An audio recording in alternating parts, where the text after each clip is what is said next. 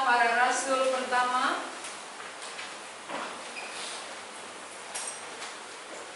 Kisah Rasul pertama ayat 6 sampai ayat 11. Kita akan baca dalam bentuk responsorial. Kisah Para Rasul 1 ayat 6 sampai ayat 11. Kita baca secara bergantian. Saya baca ayat genap, kita semua ayat ganjil. Yesus terangkat ke sorga. Maka bertanyalah mereka yang berkumpul di situ, Tuhan, maukah Engkau pada masa ini memulihkan kerajaan bagi Israel? Jawabnya, Engkau tidak perlu mengetahui masa dan waktu yang ditetapkan bangsa ini untuk kuasanya. Tetapi kamu akan menerima kuasa kalau Roh Kudus turun ke atas kamu, dan kamu akan menjadi saksiku di Yerusalem, dan di seluruh Judea dan Samaria dan sampai ke ujung bumi. Sesudah dia mengatakan demikian, terangkatlah ia disaksikan oleh mereka, dan awan menutupnya dari pandangan mereka. Ketika mereka sedang menatap ke langit waktu ia naik itu, tiba-tiba berdirilah dua orang yang berpakaian putih dekat mereka. Dan berkata kepada mereka, hai orang-orang Galilea, mengapa kamu berdiri melihat ke langit? Yesus ini yang menangkat ke surga meninggalkan kamu, akan datang kembali dengan cahaya yang sama seperti kamu melihatnya naik ke surga. Ya, tema khotbah kita di hari kenaikan ini adalah Yesus terangkat ke surga. Pada hukum Taurat atau pada hukum-hukum yang berlaku bahwa segala sesuatu atau perkara dapat diakui sah jika ada dua saksi. Nah, ketika Yesus bangkit dan naik ke surga, ada saksi. Kita perhatikan saksinya itu dari ayat 9. Disaksikan oleh mereka, berarti mereka itu murid-muridnya. Murid-muridnya lebih dari 2 orang. Murid-muridnya semua hadir dan menyaksikan akan kenaikan Yesus ke surga. Berarti secara hukum bahwa kenaikan Yesus ini lebih dari sah, ya. Ini bukti yang sah bahwa banyak menjadi saksi. Kalau demikian berarti sorga itu benar-benar ada. Sorga atau kenaikan Tuhan Yesus itu benar-benar nyata. Dari mana kita tahu itu nyata? Karena saksinya lebih dari 2. Sedangkan secara hukum yang berlaku pada zaman itu 2 saksi ini sudah cukup, ya. 2 saksi menyatakan sah segala perkara. Jadi perkara tentang kenaikan Yesus ke surga lebih 2 saksi. Berarti lebih dari cukup, ya. Maka kalau demikian berarti kenaikan Yesus ke surga benar-benar fakta. Sering kita dengar fakta atau apa itu satu lagi? Ya, ini fakta atau mitos. Ya, banyak orang bilang fakta atau mitos kenaikan Yesus. Oh, mungkin itu bayangan saja. Ini bukan mitos, ini fakta. Dan fakta kebenaran ini adalah disaksikan oleh murid dan muridlah yang menuliskannya. Ya, murid-murid yang menuliskan sehingga kita bisa baca hari ini. Apa yang mereka saksikan, apa yang mereka lihat, mereka tuliskan. Sehingga kita bisa membaca, kita bisa mengerti, dan kita tahu bahwa surga dan Tuhan Yesus naik ke surga itu fakta. Nah, kalau demikian saudara-saudara, apa keuntungan? Apa keuntungan bagi kita kalau Yesus naik ke surga? Tentu biasanya orang berdagang dia cari untung. Orang-orang yang bekerja dia cari untung. Nah, kemanapun kita biasanya kita pasti cari keuntungan. Lalu kalau Yesus naik ke surga, Apa keuntungan kita? Pertama, keuntungan kita bahwa tempat tinggal kita sudah disediakan. Ya, itu keuntungan pertama.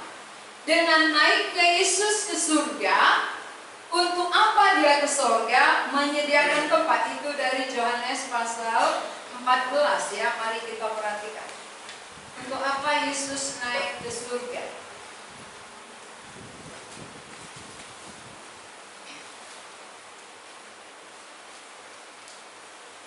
Yohanes pasal 14 ayat 3. Kita baca bersama-sama. 2, 3, ya. Dan apabila aku telah pergi ke situ dan telah menyediakan tempat bagimu, aku akan datang kembali dan membawa kamu ke tempatku, supaya di tempat di mana aku berada, kamu pun berada. Keuntungan pertama adalah Tuhan Yesus naik ke surga, menyediakan tempat bagi kita. Berarti dia untuk keperluan kita. Dia naik ke surga bagi kepentingan kita, menyediakan tempat bagi kita di surga. Berarti surga itu adalah tempat tinggal. Sama dengan bumi tempat tinggal. Jadi kalau orang sudah meninggalkan bumi sebagai tempat tinggalnya, kemanakah dia pergi? Kalau mulai dari sekarang kita persiapkan tempat kita di surga, maka kita akan pergi ke surga. Orang yang tidak menyediakan tempatnya, kemana dia pergi? Berarti ke neraka. Ya, 2 tempat, 1 surga, 1 neraka. Orang yang tidak mempersiapkan diri sekarang, berarti dia tidak mempersiapkan dirinya. Dia tidak mempersiapkan tempatnya. Itu namanya berani hidup tanpa tujuan. Banyak orang berani hidup tanpa tujuan. Hidup orang, hidup dia. Berumah tangga orang, berumah tangga dia.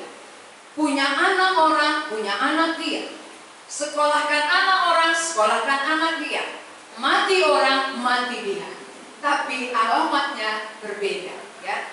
Satu jelas dia, untuk apa aku ada di bumi? Untuk apa aku hidup? Lalu sesudah aku mati, kemana aku? Dia sudah siapkan. Maka waktu mati, dia sudah tahu jelas alamatnya. Maka Tuhan Yesus di sini ketika dia naik, dia beritakan, dia sampaikan kepada muridnya, aku pergi. Untuk apa? Menyediakan tempat bagimu. Supaya di tempat di mana aku berada, kamu pun berada. Jadi saudara-saudara, kalau kita sekarang ini mempersiapkan diri kita, maka Yesus nanti datang kedua kali akan menjemput kita. Saudara ikut gak dijemput nanti? Jangan-jangan waktu dia datang saudara gak ikut dijemput ya. Jemputannya datang saudara ketinggalan. Kenapa? Karena tidak mempersiapkan diri. Maka untuk apa hidup? Hidup tentu ada masalah, hidup tentu ada kebahagiaan juga. Tapi apa yang mau kita capai di tengah-tengah suka duka kehidupan? Apa goal kita?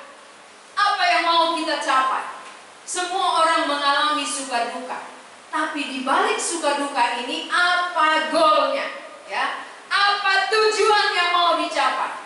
Tanpa ada goal, tanpa ada tujuan, maka saudara akan berputar-putar. Kalau orang berputar-putar aja hidup dia akan melelahkan. Pagi kerja, sore pulang. Pagi kerja, sore pulang. Lama-lama tua, ya. Ujungnya mati. Jadi kalau hanya sebatas ini hidup, buat apa? Untuk apa hidup hanya melelah-lelahkan? Kalau tidak ada tujuan yang jelas. Maka kenaikan Yesus ke surga ini membuka mata manusia bahwa tempat kita bukan di bumi. Kenapa dia tinggalkan bumi? Kenapa dia pergi ke surga? Karena tempat kita kita di sana. Dia sediakan tempat bagi kita. Aku pergi duluan ya. Nanti sesudah ku sediakan tempat, aku datang kembali menjemput kamu. Berarti untuk apa kita sekarang hidup di bumi? Sebelum Yesus jemput, aku harus siapkan diri. Itu harusnya. Di samping makan minum pakai tambahan. Tapi yang paling penting yang tidak bisa tidak adalah persiapan diri masuk kepada kehidupan kekal. Itu hal yang mutlak. Itu tidak bisa tidak. Maka salah satu keuntungan bagi kita Yesus naik adalah Dia sediakan tempat bagi kita. Ada rumah kita yang kekal di sorga. Coba bilang sama samping kiri kanannya, ada rupanya rumah kita di sorga. Bukan di sini rumah kita, ya. Jadi kalaupun kita ngontrak-ngontrak di bumi, gak usah pusing. Ada rumah di sorga. Ya, rumah di sorga yang perlu disiapkan. Kalau rumah di sini ditinggalkan kok. Kalau dapat rumah di sana jauh lebih indah. Karena di sini bagaimanapun besarnya rumah kita, ketika kita mati tinggal semua. Lihat orang-orang tua kita, apapun dikumpulinya tinggal semua. Ya, sampai dia mati ada barang-barangnya yang gak pernah dipegang. Ya, disimpan di lemari. Oh, ini barang yang khusus, barang yang khas. Jadi disimpan baik-baik sampai mati gak pernah dipergunakan. Ya, buat apa coba? Udah pusing memikirkan, pusing ngumpulkan, toh ditinggalkan. Kan lebih baik kita pusing memikirkan tempat di sana untuk dijumpai. Ini siapa yang pusing memikirkan tempat di sana? Ada?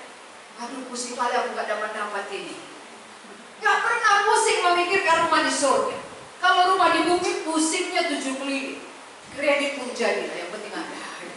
Di sana dibayar lunas loh, gak pakai kredit. Dia yang bangun, dia sediakan, dia berikan dengan gratis. Kenapa kita nggak pesan satu? Tuhan pesannya satu kapling cookie.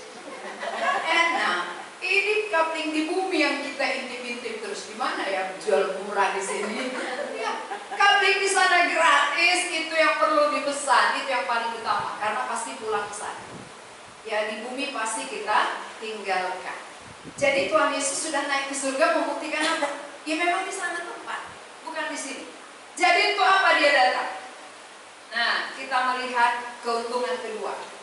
Ketika dia naik ke surga, berarti tugasnya sudah selesai.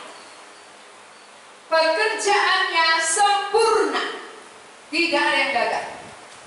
Ketika dia datang ke bumi, dia menyelesaikan pekerjaannya, misinya tercapai. Apa misi Tuhan Yesus? Mengampuni dosa.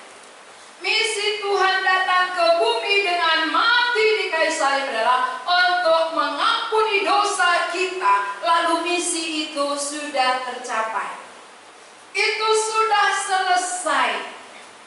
Bukti sudah selesai, dia kembali ke sorga. Ya, dari mana kita melihat dia sudah selesaikan? Dari Yohanes 17. Kita baca Yohanes 17 ayat 4 dan 5.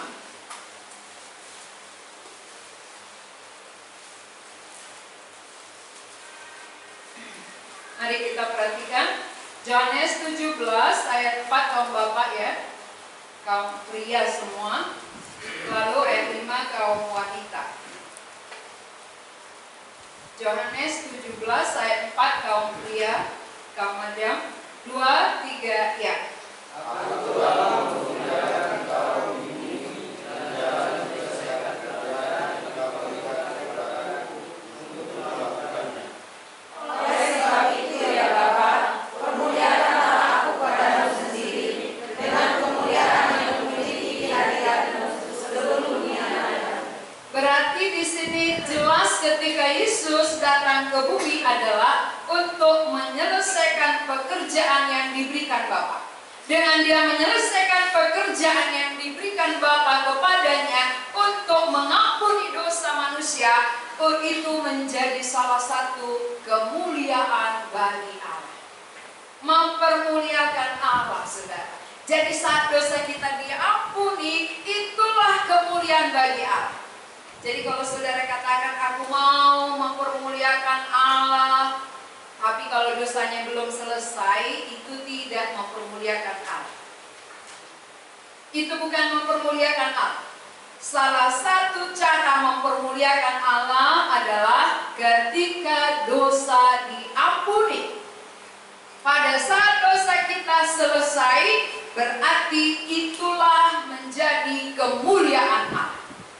Ketika Yesus menyelesaikan pekerjaannya mengampuni dosa, Dia mempermuliakan Allah. Ketika dosa kita diselesaikan, kita mempermuliakan Allah. Berarti selama dosa ada di dalam kita, gak akan pernah kita mempermuliakan Allah.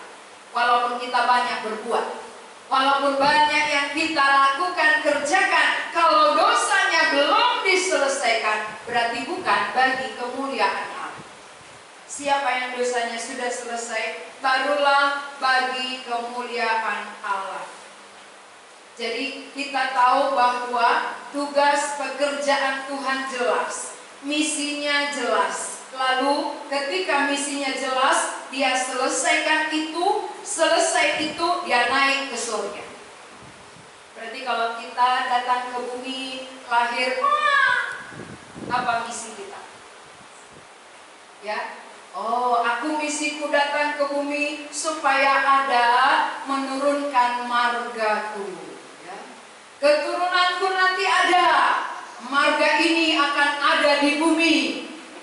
Kalau hanya sebatas itu misi saudara, maka saudara adalah orang yang paling rugi. Kenapa? Karena saudara tidak ikut ke rumah Bapa. Lalu keturunan saudara juga tidak mengerti akan hal itu, maka sama-sama menderita. Tapi Tuhan Yesus jelas untuk apa Dia datang, lalu Dia selesaikan, bagiannya sudah selesai, barulah Dia naik ke surga. Jadi yang kedua, keuntungan kita dengan kenaikan Yesus ke surga berarti pekerjaan pengampunan dosa telah selesai.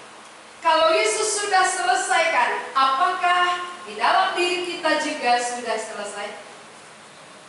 Mari kita tanya diri kita, saya sudahkah selesai? Di dalam pihak Allah sudah selesai. Dalam diri Yesus sudah selesai. Lalu apa yang Dia selesaikan sudahkah sampai kepadaku?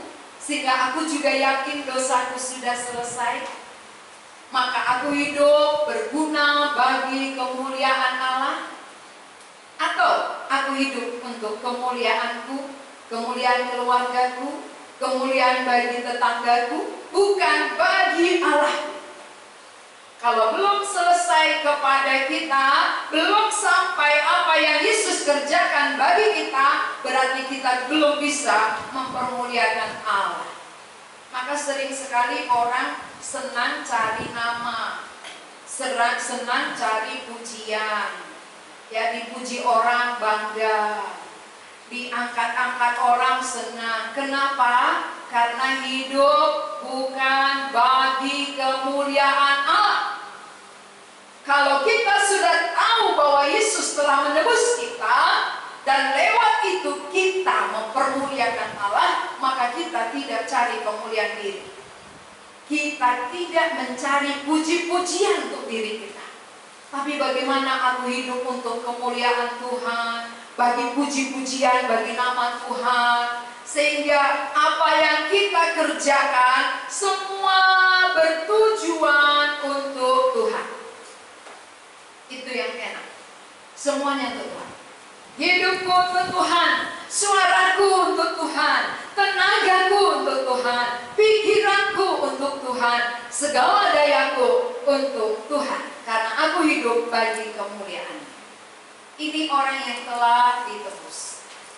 Jadi saudara-saudara, keuntungan ini akan jadi kepada setiap orang yang menyadari, yang mengerti bahwa apa yang Yesus kerjakan itu cukup. Apa yang sudah dikerjakan oleh Tuhan Yesus di kayu salib cukup bagi penyelesaian dosa kita. Tidak perlu ditambahi lagi. Jadi kematiannya itu sempurna adanya. Kematian Yesus di kayu salib adalah sempurna, sudah selesai, sehingga dia naik ke surga. Jadi pekerjaannya selesai, barulah dia naik ke surga. Pekerjaan Yesus yang selesai harus sampai kepada kita, supaya di dalam diri kita juga selesai.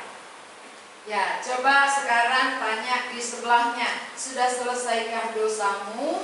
Atau masih kamu bawa-bawa sampai sekarang, kan gitu ya? Tidur pun dibawa dosanya, sehingga amarah, emosi, kebencian, dendam terus disimpan. Itu namanya dosa. Berarti belum selesai. Siapa yang menyimpan akar pahit, kebencian, amarah, itu berarti belum selesai. Kalau orang sudah selesai, dia bisa mengampuni, dia bisa mengasihi, dia bisa memperhatikan orang lain, peduli kepada orang. Sebagaimana Tuhan Yesus mengampuni, kita yang sudah diampuni mampu mengampuni orang lain. Kalau kita masih menyimpan kesalahan orang, berarti dosa kita belum selesai. Walaupun Yesus sudah selesaikan, belum sampai kepada kita. Jadi itu bukan otomatis. Jangan kira, oh dengan kematiannya semua orang Kristen dosanya selesai. Tidak. Dengan masuknya PLN di Sumatera Utara, bukan berarti semua rumah terang. Tidak. Tapi hanya yang memesan, hanya yang bermohon, itu yang masuk. Yesus mati bagi semua manusia, tapi bukan otomatis semua disucikan. Tapi siapa yang sadar, siapa yang percaya, itulah yang dibenarkan, itu yang disucikan. Jadi bukan otomatis. Siapa yang beranggapan selama ini Yesus kan sudah mati, berarti kita semua kan sudah diampuni, itu pengertian yang salah. Bukan otomatis. Judas saja ke neraka kok. Padahal Judas itu murid Yesus yang dipilih. Tapi itu pun mati bunuh diri, karena dia tidak memilih Yesus, tapi dia lebih memilih uang, materi daripada Tuhan. Maka matinya bunuh diri. Orang yang mati bunuh diri ke neraka. Jadi jangan kira Judas itu ke surga, dia ke neraka. Jadi saudara jangan ikut dia, ya. Masih ada kesempatan bagi kita. Jangan pilih apa yang dilakukan oleh Judas, tetapi pilihlah apa yang dilakukan oleh Simon Petrus. Walaupun dia pernah menyangkal, tapi dia langsung menyesali. Walaupun kita sudah lama jauh dari Tuhan, sudah lama menduakan Dia, kita buat ilah-ilah kita yang lain, tapi ketika kita menyesal berbalik kepada Dia, Tuhan akan ampuni kita. Petrus pernah sangkal, tapi ketika dia menyesal, mengaku kesalahannya, Tuhan ampuni. Saudara-saudara juga kalau menyesali perbuatannya, menyesali dosanya, ada pengampunan. Nah, kemudian kita lihat keuntungan berikutnya. Keuntungan kita ketika Yesus naik ke surga, ya berarti kita pasti ikut dengan Dia. Sebagaimana Tuhan Yesus telah naik ke surga, maka orang-orang yang telah ditebus, yang dosanya diselesaikan, akan naik ke surga sama seperti Dia. Ini keuntungan kita yang ketiga. Pasti ikut dengan Dia. Bukan mudah-mudahan, tetapi pasti. Mengapa ada pasti? Karena pemiliknya menjaminnya. Maka siapa yang bersama pemilik pasti masuk surga. Karena pemilik itu yang menjamin. Dia tidak akan diragukan lagi. Mengapa kita ragu? Karena kita belum dijamin. Masih kita yang membuat kriterianya, kita yang membuat syaratnya, maka kita ragu. Tapi kalau syarat yang dari Allah kita terima, ini jaminan yang pasti.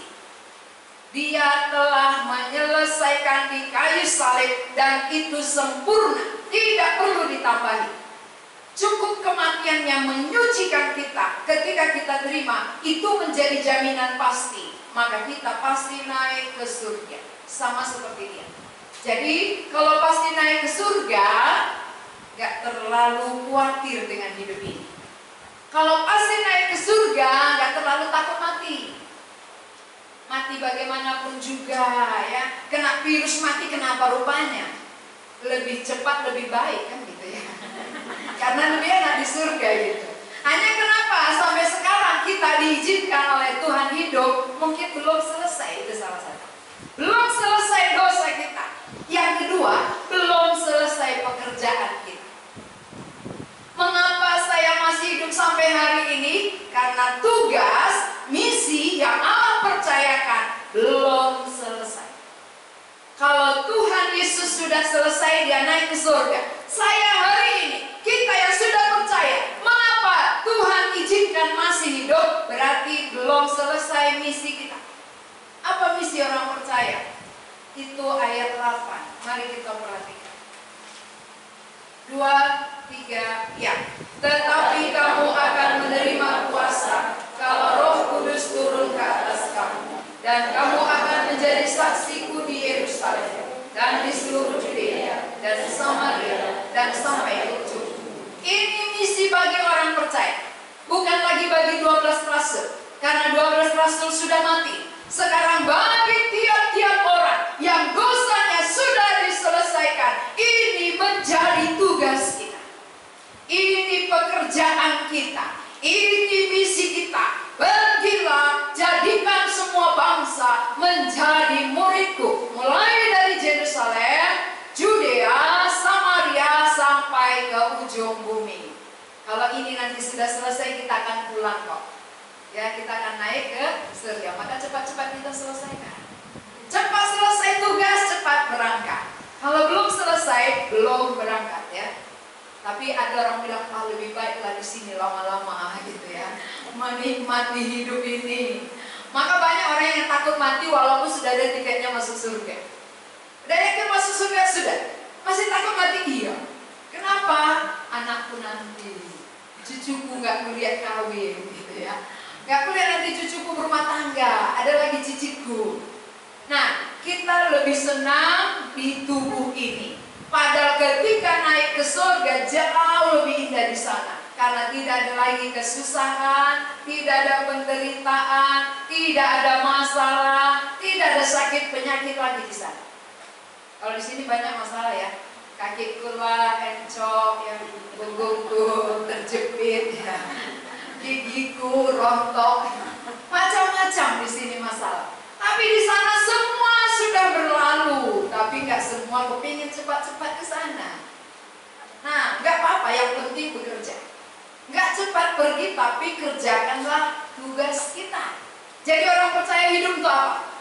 Bukan lihat cucu dan cicit. Perhatikan ini. Yang dipercayakan oleh Tuhan kepada orang percaya bukan untuk melihat cucu dan cicit, tetapi pergi, beritakan Injil, saksikan kematiannya, kebangkitannya, kenaikannya ke surga. Kamu menjadi saksi sampai ke ujung bumi. Kerjakan bagian kita. Jadi kalau kita sudah percaya, kita sudah diampuni, dosa sudah selesai, kita termasuk salah satu menjadi saksi Tuhan di bumi ini. Jadi kalau kerjaan kita nanti sudah selesai, ketika kita pulang naik ke surga, kita akan berbahagia. Kita puas. Kenapa? Tuhan, pekerjaanku yang kau percayakan telah selesai. Maka aku pulang menghadap Engkau. Tapi kalau belum ada kita kerjakan, pulang. Bagaimana dengan kerjaanmu di bumi? Tuhan, terlalu sibuk aku ngurus anak cucuku, satu pun gak ada, gitu ya. Lalu apa kata Tuhan? Bagus. Ya, berarti orang yang tidak melakukan tugas yang paling utama, mengerjakan pekerjaan yang dipercayakan oleh Allah di bumi pun sebenarnya sukacitanya kurang. Walaupun kita sudah ditebus, ya, walaupun sudah diampuni, kalau tidak mengerjakan isi yang Allah percayakan, sukacitanya tidak melimpah. Maka lihat wajah saudara. Apakah berseri? Ya, yang sudah aku percaya ini lihat wajahnya berseri nggak? Atau berkerut-kerut gitu ya, seperti jeruk purut. Kenapa? Karena dunia terus yang narik-narik. Padahal kita penduduk surga, tapi pikiran-pikiran dunia. Harusnya orang yang sudah terdaftar menjadi penduduk surga, pikirannya lebih banyak ke sana. Tugasku harus kuselesaikan, pekerjaanku harus kukerjakan. Seperti Yesus, ketika dia datang di bumi, dia selesaikan pekerjaannya, lalu dia naik ke surga. Sekarang tugas kita, kalau kita sudah diampuni, tugas kita lah menjadi saksi di tengah-tengah bumi ini. Jadi tugas utama kita itu ya, menjadi saksi dimanapun kita, sebagai apapun kita. Sebagai siswa, dia menjadi saksi di sekolah. Sebagai mahasiswa, dia menjadi saksi di kampus. Sebagai pekerja, dia menjadi saksi di kantornya dan di tempatnya bekerja. Sebagai pedagang, dia menjadi saksi di tempat dagangannya. Dan dimanapun kita ditempatkan, kitalah saksi Kristus. Kalau kita sudah diampuni. Jadi tugas kita bukan hanya berdagang doang ya. Dagang terus ya, melulu sampai mimpinya pun itu. Berapa keuntunganku hari ini? Gak pernah dipikirkan keuntungan Allah apa yang kubuat di hari ini. Apa untungnya Tuhan kukerjakan hari ini? Kalau seperti itu pikiran kita, Tuhan pasti senang, Tuhan pasti puas. Sambil kita mengerjakan pekerjaan sehari-hari, tapi hati kita melekat kepada pekerjaan yang Allah percayakan. Itulah yang membuat sukacita melimpah. Ya. Jadi ada 2 poin yang perlu kita ingat dari kenaikan Tuhan Yesus. Pertama, dia naik ke surga karena pekerjaannya telah selesai menyucikan dosa. Kalau dia sudah selesaikan, mengapa kepada saudara belum selesai? Berarti bukan salahnya pada Tuhan, salahnya pada diri sendiri, belum yakin. Walaupun kita katakan aku percaya, dari dulu aku sudah percaya, tapi sampai sekarang berbuat dosa terus, itu kan gak percaya namanya. Kalau orang percaya Yesus sudah selesaikan dosanya, ketika dia menerima pengampunan dari Tuhan Yesus, dia berhenti berbuat dosa dan ada kekuatan untuk berhenti. Itu poin pertama. Jadi saudara-saudara yang belum diselesaikan, belum yakin dosanya diselesaikan, Tuhan Yesus sudah selesaikan. Itulah tanda dia naik ke surga. Naik ke surga berarti pekerjaan pengampunan dosa telah selesai. Misi Tuhan sudah selesai. Lalu kalau sudah diselesaikannya, harus sampai kepada kita. Kalau enggak, rugi kita. Kalau misinya pengampunan dosa sudah dikerjakan, sudah selesai, tapi enggak sampai-sampai kepada kita, rugi sekali. Ya, harus kita renungkan, harus kita pikirkan, mengapa sampai sekarang belum sampai kepada kita. Lalu yang kedua, sesudah Tuhan Yesus menyelesaikan misinya, barulah dia naik ke surga. Berarti kita pun nanti pasti naik ke surga. Maka sebelum kita naik, marilah kita kerjakan bagian kita. Mari kita kerjakan pekerjaan kita sebagai saksi. Saksi akan kematiannya, kebangkitannya, kenaikannya ke surga. Kita sudah melihat dengan mata rohani. Orang yang sudah melihat itulah menjadi saksi. Itu namanya iman. Orang yang telah beriman adalah orang yang telah melihat dengan mata rohaninya. Walaupun kita tidak melihat mata jasmani. Kalau murid-muridnya rasul-rasul melihat dengan mata jasmani, tapi kita melihat dengan mata rohani, sama. Mereka menjadi saksi, kita juga menjadi saksi hari ini. Kita kerjakan tugas kita, bagian kita, sebelum kita pulang ke rumah kita di surga. Amin.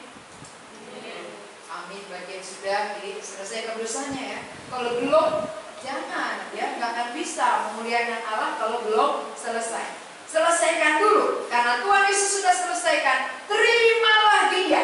Dia sudah selesaikan kok,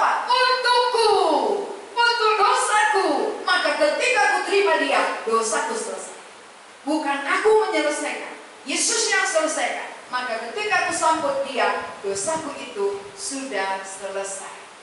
Dan orang yang dosanya sudah selesai bertugas. Ada tugas, ada pekerjaan yang harus kita lakukan selama kita hidup di bumi, sebelum kita ke surga. Menjadi saksi Tuhan, menyaksikan akan perbuatannya, menyaksikan apa yang kita alami, supaya orang lain juga boleh mengalaminya. Jadi 2 poin harus kita ingat. Bagi yang belum diampuni, Yesus satu-satunya yang bisa menyelesaikan dosa saudara. Bagi yang sudah diampuni, mari kita kerjakan bagian kita. Jangan nanti lupa bagian kita. Kita sudah ditebus, harus bersaksi, harus bekerja sebelum kita pulang.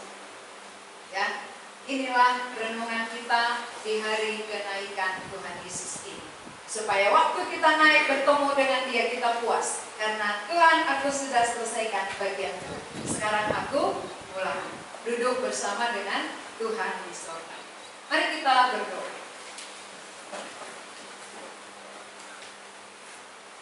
Kami mengucap syukur kepadamu untuk firman-Mu. Kami mendapat keuntungan besar dengan kenaikan-Mu ke surga.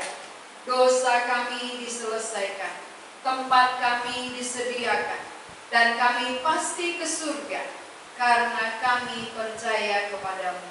Dan tugas kami sebelum kami naik ke surga, menyelesaikan, menjadi saksi di bumi ini, di Yerusalem, Judea, Samaria, sampai ke ujung bumi. Buatlah supaya ada semangat kami. Bakarlah semangat tiap-tiap orang yang telah ditebus, supaya semakin banyak orang yang datang kepada Tuhan. Berkati setiap telinga yang sudah mendengar, supaya firman-Mu tersimpan di dalam hati kami dan menjadi iman bagi kami. Dalam nama Tuhan Yesus kami berdoa.